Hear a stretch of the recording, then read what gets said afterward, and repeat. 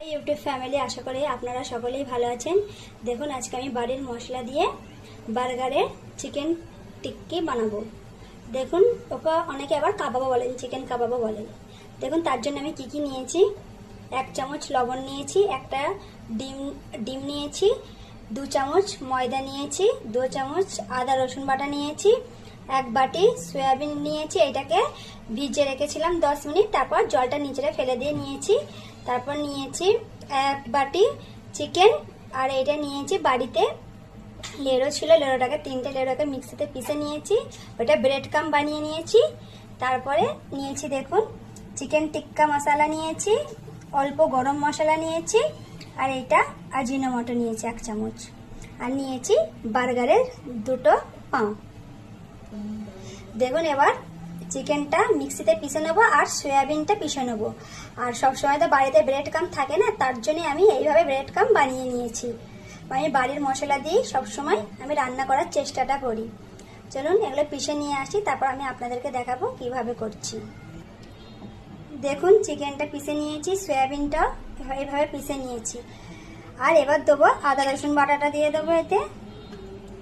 দেখুন, তারপর দিয়ে দেবো এতে এই মশলাগুলো যেগুলো আপনাদেরকে বললাম। তারপর দিয়ে দেবো আন্ডাটা, ডিমটা, আর এতে দিয়ে দেবো লবণটা। দেখুন, সব মশলা ঢেলে নিয়েছি, আর এটাকে হাতে করে ভালোভাবে মাখিয়ে নেব। অনেকেই এটা ভাবে অনেক কড়াটা কঠিন কাবাবটা বানানো, কিন্তু বাড়ির মশলাতে খুব সহজেই হয়ে যায়। বাচ্চাদেরকে সবসময় বাইরের দেওয়াটা তো ঠিক না, আমি জন্য এইভাবেই বাচ্চাদেরকে বাড়িতে বানিয়ে তাদের টিফিনে দিই।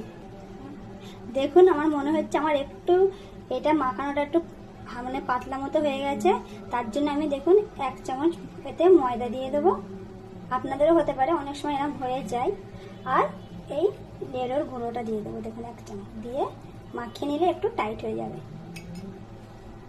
অল্প করে এইভাবে নিয়ে নেবেন, নিয়ে একটা থলিতে অল্প তেল লাগিয়ে এইভাবে হাতের তালুতে চ্যাপটা চ্যাপটা করে নেবেন। আপনার বার্গারের পাউটা যতটা বড় সেই সাইজের করে নেবেন।